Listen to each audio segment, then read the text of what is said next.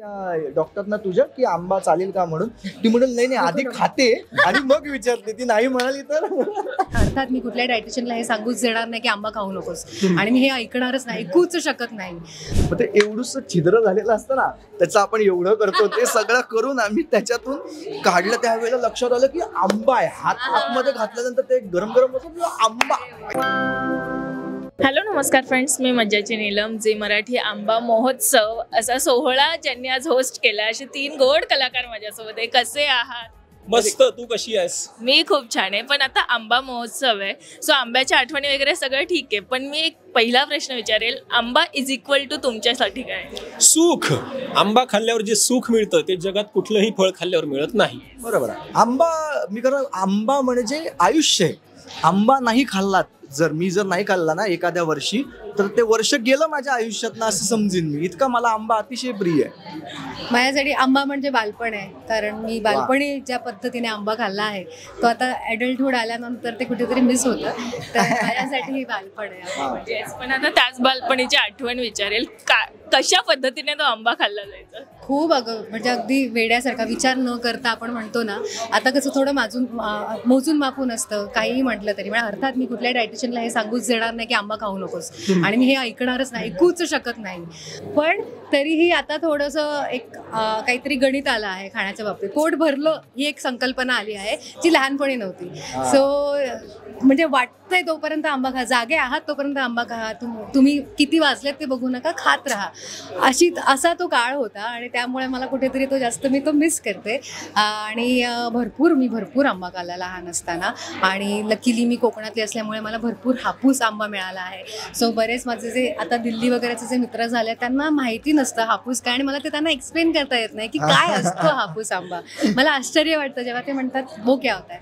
तर I wish की ही एक गोष्ट सगळ्यांना भरभरून मिळावी, अगदी बालपणापासून भरभरून मिळावी, कारण हे एक असं सुख आहे ना की जे एक्सप्लेन करता येणार नाही आणि कधीच म्हणजे सगळ्यांना मिळायलाच हवं असं सुख आहे. पण जसंच असतं ना की घरी किती आंबे आणले ना तरी तो चोरून एक आंबा जो तोडून आणतो तो खरं सुख देणार असतं. काय सांगशील, असं कधी केलंस? खरंच आहे. आणि ना आता तितिक्षा तू सांगितलंस ना तेव्हा मला पटकन आठवलं ना अमृताचं. चोरूनच सांगतो मी. म्हणजे ते तिचं पण ना आता ते डाएट आणि ह्या सगळ्या गोष्टी चालल्यात. तर कोणाबरोबर तरी कन्सल्ट करणं आणि मग तो सांगणार तेवढंच खायचं वगैरे मोजून मापून. ते मला अजूनपर्यंत कोणी सांगितलं नाही की मोजून मापून खा म्हणून. मला सांगतात तू खा फक्त. तर तिला ते खूप रिस्ट्रिक्शन्स असतात ना. तर ना आंबे आले नवीन, तर ते आंबे म्हणजे जीव की प्राण आहे आमच्या सगळ्यांचा. तर त्याच्यामुळे ना मी तुला म्हटलं हे बाबा आधी विचार त्या डॉक्टरना तुझ्या की आंबा चालेल का म्हणून. ती म्हणून नाही आधी खाते आणि मग विचारते. ती नाही म्हणाली तर तिने आधी आंबा खाल्ला आणि मग तिला विचारलं की आंबा चालेल का. मग तिचं नाही म्हणत, अरे आता खाल्ला ठीक आहे, आता उद्यापासून नाही खाल्ला. मग ती चोरून आंबा तिने खाल्ला. आणि मला असं वाटतं ना की तू म्हणालीस ते अगदीच बरोबर आहे. चोरून आंबा खाण्यात गंमतच असते. आणि चोरून आंबा खाण्याबद्दल ना मी एक किस्सा सांगतो. आम्ही ना काळा चौकीला राहायचो ना, तर आमच्या इथे ना असे सज्जे आहेत खालती असे. तर ते आंबेवाले येतात म्हणजे हापूस, तर ते डोक्यावर पेटी घेऊन येतात ना. तर एकाने काय केलं माहितीये का, सज्ज्यावरती उतरला आणि ना या साईडला उतरला आणि तो असा बाहेर आला इकडनं. आणि एकाला सांगितलं तिकडनं त्याच्याशी बोल म्हणून.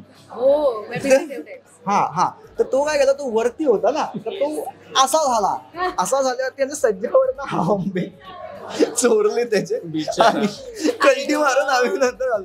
तो जेव्हा पुढे जाऊन विकायला गेला असेल ना तेव्हा त्यातले 2 आंबे गायब झालेले होते. पण आंबे मजा आहे. एकदा आणखीन एक चोरून खाण्याचा आणखीन एक किस्सा सांगतो मला पटकन आठवला. आम्हीला पोस्टर चिटकवायला गेलो होतो. लहानपणी काही काम धंदे नसतात ना आपल्याला, उगाच पैसे कमवायचे वगैरे असं वाटत असतं आपल्याला. तर आम्ही ना पोस्टर चिटकवायला गेलो.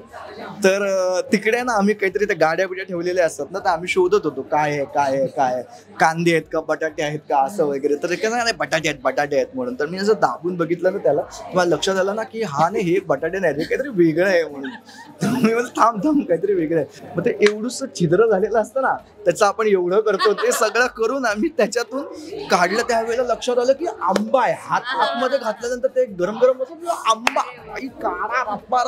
आणि ते बादल्या बिदल्या भरून पोरं चालली हे असे घेऊन वगैरे आंबे घेऊन चालले. काय झालं नाही, कोकणातनं मित्र आलाय त्यांनी दिले म्हणून सांगतायत. पण आंब्यावर किती ताव मारला जातो, म्हणजे किती खाऊ शकतो एक. नाही, त्याचं असं मोजमाप, जसं मगाशी तितिक्षा म्हणाली तसं लहानपणी तर काहीच मोजमाप नाही. म्हणजे पोट भरायचं पण मन भरायचंच नाही. आता थोडंसं डाएटच्या पद्धतीने म्हणा किंवा राहणीमानाच्या पद्धतीने थोडंसं रिस्ट्रिक्शन येतं, पण त्या सीझनमध्ये ते फळ मनसोक्तपैकी खाल्ल्याच जातं. ते असं ठरवून नाही की 1 खायचंय 2 खायचंय. त्याच्यामुळे ते मनसोक्त आता इथे थांबूया हे आता कळतं. लहानपणी कळत नसतं की थांबायचं असतं, आता कळतं की थांबूया. त्याच्यामुळे मन भरलं की थांबतो. मी खरं सांगू का, मी तर अजूनही थांबत नाही. मी आणि शांभवीने तुला गरज नाही रे उष्णता झाली. थांबण्याची. नाही गरज नाहीये थांबण्याची. अरे नाही, उष्णता झाली म्हणून आम्ही डॉक्टरकडनं औषधं आणली आणि परत आंबे खायला सुरुवात केली. लगेच इमिजिएटली मी आणि शांभवी, अरे बाबा आंबा न खाता कसं राहायचं, चल म्हटलं डॉक्टरकडे. 1 डोस खाल्ला, ओके चला परत आंबे खायला सुरुवात. पण आता कोकणात जाऊन आलीस, जेव्हा असं कोकणातला फोटो टाकलास किती DM येतात की येताना आंब्याची पेटी घेऊन या. मी कोकणात जाते कळल्यानंतरच मैत्रिणींचे फोन येतात की येताना माझ्यासाठी आंबे, माझ्यासाठी आंबे. आणि यू वोंट बिलीव्ह, यावेळेला माझे पप्पा, म्हणजे आम्ही ट्रेनच्या तिकीट करत होतो पण डिक्की भरून आंबे आणायचे आहेत म्हणून गाडीने गेलो 12 तासांचा प्रवास करून, कारण की हे प्रायोरिटी होती की आंबे भरपूर आणायचे. आणि भरपूर आंबे घेऊन आलो होतो आम्ही. आणि जे आमचं मूळ गाव आहे असरोडणी, तिथे सुद्धा आम्ही स्वतःहून, म्हणजे तावड्यांनी झाड लावलं आहे माझ्या काकांनी, त्याचे ह्या वेळेला स्वतः आम्ही असे आंबे तोडून घेऊन आले आहे. आता नाशिकला जाणार आहे, तिथून पेट्या येणार आहेत. त्यामुळे यावर्षी वर्षाव आहे याचा. एक नंबर, मस्तच. पण आता जे होस्ट केलेत आणि सगळ्यांचे जे गेम खेळण्यात जी मजा आली आहे, कसा होता हा अनुभव? खूप खूप खूप मजा आली. इनफॅक्ट झी मराठी बरोबर जवळपास आता 6 महिन्यांनी मी एखाद्या इव्हेंटमध्ये येते. डिसेंबरमध्ये 7व्या मुलीची संपलं, त्यानंतर मी खूप महिन्यांनी सगळ्यांनाच भेटले आहे. आणि छान वाटतं पुन्हा एकदा या वातावरणामध्ये पुन्हा एकदा झी मराठीचे आर्टिस्ट बनून येणं. आणि त्यांनीही इतक्या प्रेमाने बोलवलं आहे आत्ता 6 महिने झाले तरीही, तर खूप छान वाटतं, खूप स्पेशल वाटतं. आणि एका खूप हॅपनिंग कार्यक्रमात बोलवलं आहे, जिथे कम्प्लीट इन्फॉर्मल शो आहे आणि जिथे तुम्हाला कुठल्याही प्रकारची रूपरेषा नसलेला हा इन्फॉर्मल कार्यक्रम आहे. त्याच्यामुळे अजून जास्त धमाल आली. करेक्ट, भारी वाटलं मला. पण मला ह्या दोघांबरोबर काम करताना अधिक चांगलं वाटलं. सगळे कलाकार तर होतेच, त्यांच्याबरोबर त्यांनी मजा आणलीच त्याच्यामध्ये आणि त्यामुळे आम्ही मजा करू शकलो. पण तितिक्षा सुद्धा ती स्वतःहून इंटरेस्ट घेऊन गोष्टी करत होती किंवा कुठेही तिला असं नव्हतं की अरे मी तर लीड आहे झी मराठीच केलेली सिरियल वगैरे, सो मला आता बोलायला द्या वगैरे, असं तिचं काही नव्हतं. ती बरोबर आमच्यात मिसळून ती अँकरिंग करत होती. किंवा दोक्षसलाही असं काही नव्हतं की यार नाही यार मला पण थोडंसं हे करायला पाहिजे.